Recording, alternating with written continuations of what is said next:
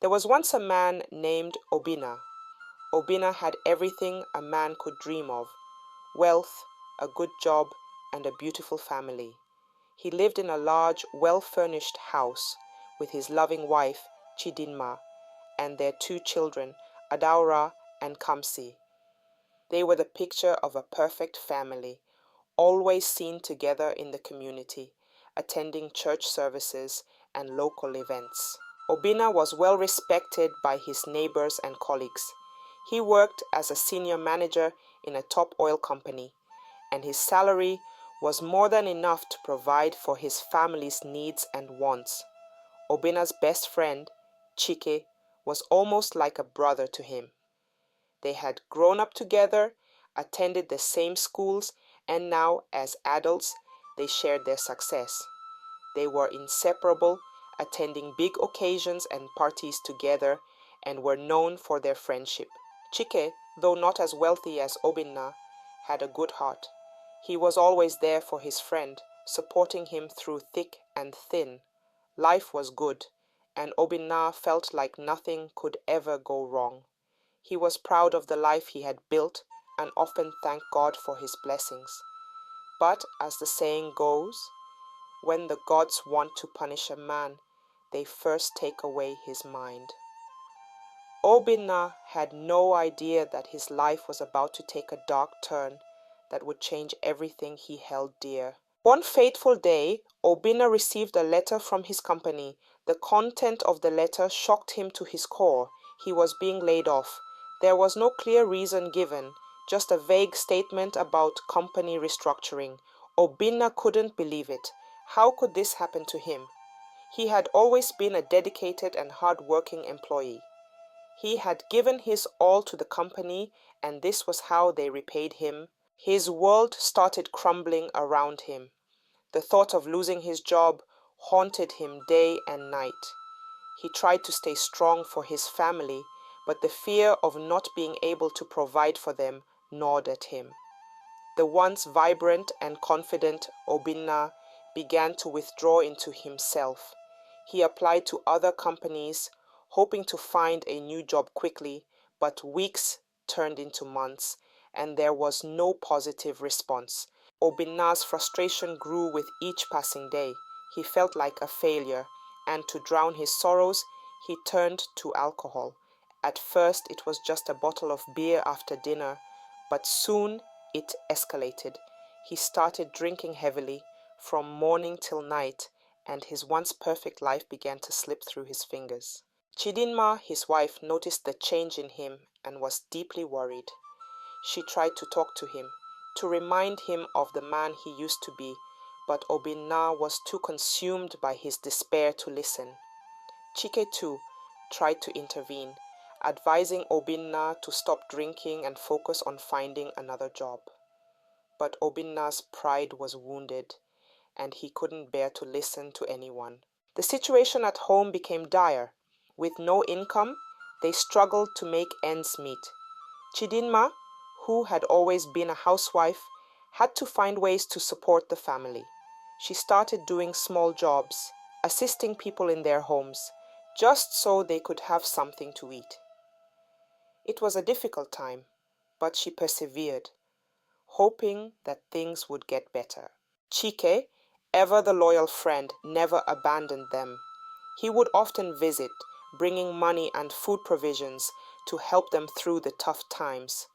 Chidinma was grateful for his support and started confiding in him more. She shared her fears about Obinna's drinking and begged Chike to help her husband. She was desperate to see the man she married return to his old self. But as Chidinma grew closer to Chike, Obinna became suspicious. He started to wonder if there was more to their relationship than just friendship. His mind, clouded by alcohol and insecurity, began to play tricks on him. He imagined the worst, convincing himself that his wife and best friend were having an affair. Obinna's suspicion grew by the day, feeding off his fears and insecurities. He began watching Chidinma and Chike closely, looking for any sign that they were betraying him. Every time Chike came over, Every time Chidinma smiled in his presence, Obinna's mind would twist the scene into something sinister. He could no longer see the kindness in Chike's actions or the desperation in his wife's pleas. All he saw was a betrayal that cut him deeper than he could bear. One evening, after a particularly heavy bout of drinking, Obinna confronted Chidinma. His words were slurred, but his anger was clear. He accused her of being unfaithful, of betraying him with the very man he had trusted like a brother. Chidinma, shocked and hurt by the accusation, tried to defend herself. She explained that Chike was only trying to help, that she was only trying to save their family, but Obinna wouldn't listen. The alcohol had taken over, and in his mind, he had already decided that she was guilty. The argument escalated quickly. Harsh words were exchanged, words that could never be taken back. Chidinma, in tears, begged Obinna to stop, but he was beyond reason. In a fit of rage, he stormed into the kitchen, his vision blurred with anger. His eyes fell on a kitchen knife lying on the counter. Without thinking, without even realizing what he was doing, Obinna grabbed the knife and rushed back to the living room where Chidinma was standing. Chidinma barely had time to react before Obinna, in a moment of blind fury, plunged the knife into her. Time seemed to stop as the reality of what he had done sank in. The knife fell from his trembling hand, and he stared in horror at the lifeless body of his wife. The love of his life, the mother of his children, was gone because of his own hand. Obinna was paralyzed by shock and regret. He couldn't comprehend the gravity of his actions. His mind raced as he tried to figure out what to do next. Panic set in, and his first thought was to call Chike. He needed help, someone to tell him what to do, someone to make this nightmare go away. He picked up the phone and dialed Chike's number with trembling hands. "Chike, please come quickly," Obinna stammered, his voice shaky. "I need you. I don't feel well." Chike, hearing the distress in his friend's voice, rushed over without a second thought. When he arrived at Obinna's house, the sight that greeted him was one he could never have imagined. Chidinma lay on the floor, a pool of blood forming around her, and Obinna stood nearby, looking lost and broken. Without thinking, Chike ran to Chidinma's side, trying to see if there was any sign of life. But it was too late. She was gone. In his panic, he picked up the knife, not realizing the implications of his actions. His mind was racing, trying to process what had happened.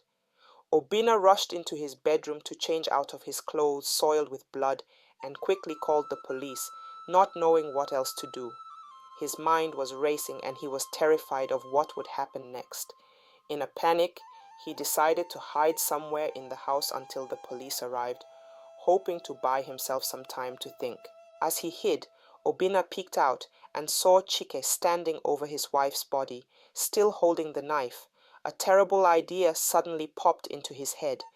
Instead of coming out of hiding, he started shouting from his hiding spot. "He did it! Chike killed my wife!" Just as the police entered the room.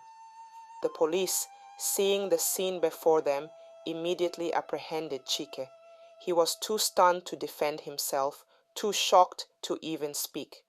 As they dragged him away, Obinna watched in silent horror, realizing the full extent of what he had done, not just to Chidinma, but to the man who had stood by him through everything. The news of Chidinma's death spread like wildfire through the community, leaving everyone in shock. The family that once seemed so perfect had been torn apart in the most tragic way. Obinna, who was once respected and admired by everyone, was now a shadow of his former self. The guilt of what he had done ate away at him day and night, but the fear of going to prison and facing the consequences of his actions was even stronger. He couldn't bring himself to admit the truth. The idea of spending the rest of his life behind bars was too terrifying, so he let Chike take the blame for something he didn't do. To make sure his lie would be believed, Obinna made up a story that made Chike look even worse. When the police questioned him, Obinna claimed that Chidinma had recently told him something troubling about Chike. He said that Chike had secretly proposed love to her, but she had refused him firmly. According to Obinna's false story, Chike was so upset by her rejection that he began to hate her, and this anger supposedly led to the terrible events of that night. Obinna's lies made Chike look guilty. The story about Chike being rejected and then turning that rejection into hatred seemed believable to the police. With Chike being found at the scene holding the knife, everything seemed to fit Obinna's story. Obinna's false testimony was like the final piece of the puzzle, making Chike appear completely guilty. As the investigation wrapped up, it became clear that Chike would be formally charged with the crime. The court date was set, and everyone in the community braced themselves for the trial. Meanwhile, Obinna struggled to live with the weight of what he had done. He knew that one day he might also have to face the court, but for now, he was too afraid to come forward. Instead, he watched in silence as Chike was led away, knowing deep down that he was responsible for the terrible injustice that was unfolding. The courtroom was full of people, and everyone was sitting quietly, listening closely to what was happening. The room was serious, and everyone was waiting to hear what would happen to Chike, who was standing in front of the judge. The judge, an older man with a serious face, sat at the front of the room with a big wooden hammer on his desk. He was the one who would decide what was true and what wasn't. As the lawyer spoke, telling the story of what had happened, people in the room gasped in shock. They couldn't believe what they were hearing. Chike, a man everyone knew to be kind and good, was being accused of something terrible. The lawyer said that Chike had hurt someone, and many people couldn't understand how this could be true. In the front row, Chike's wife, Nkechi, was crying. She held her two children close, trying to comfort them, but she was very sad.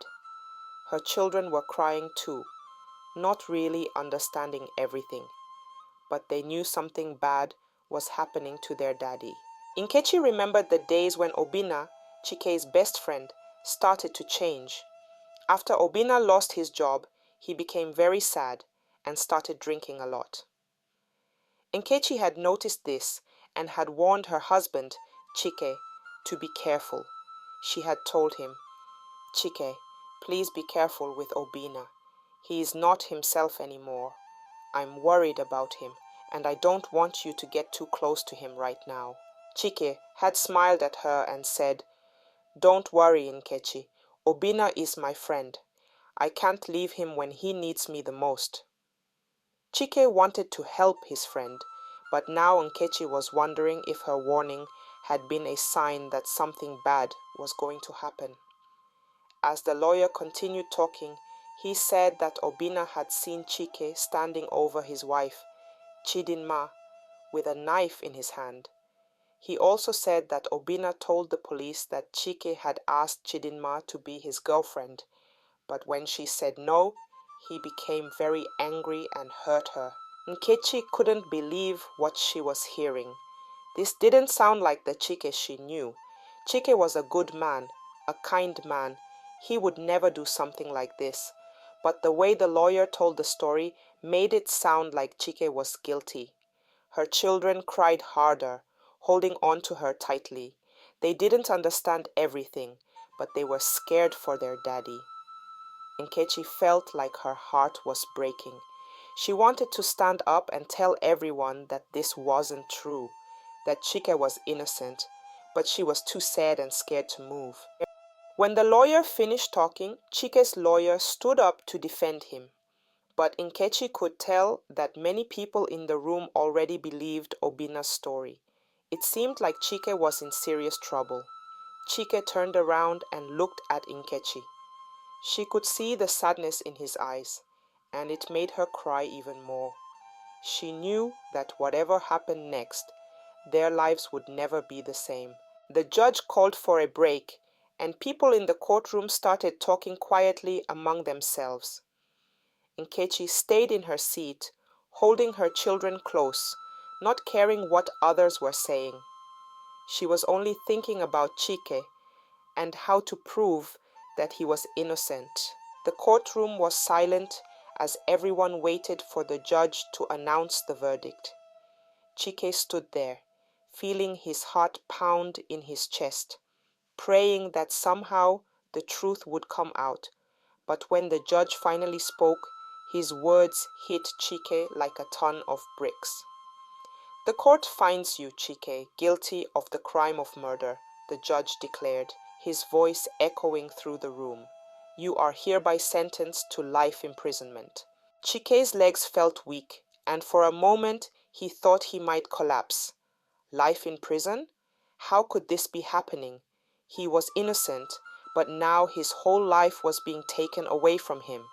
The weight of the sentence crushed him, and he felt a deep, overwhelming sadness.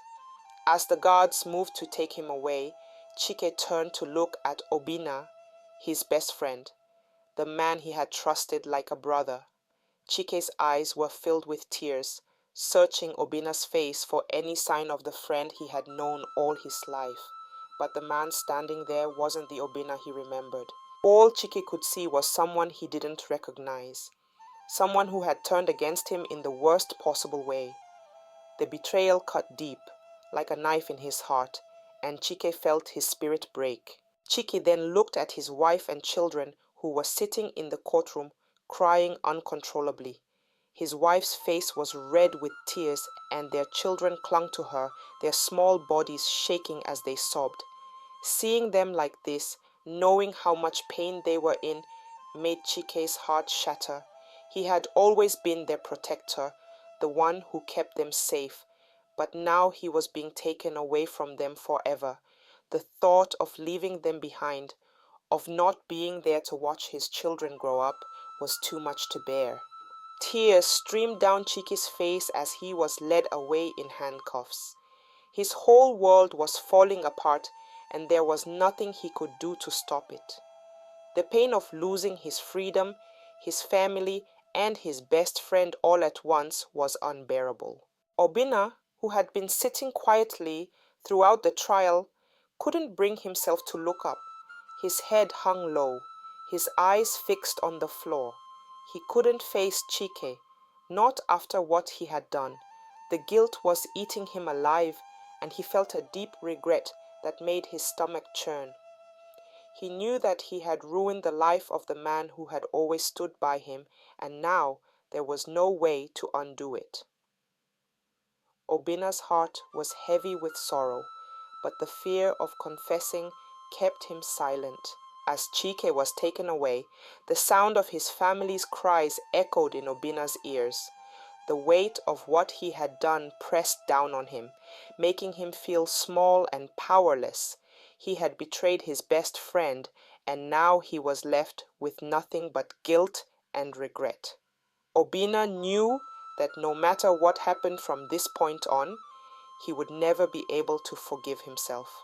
Prepare yourself for a continuation filled with twists and revelations as Obinna grapples with the consequences of his actions, and the true depths of betrayal and redemption are explored.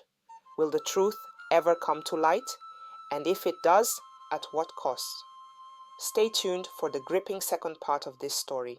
If you enjoyed this story, don't forget to like, subscribe, and share for more interesting African folk tales.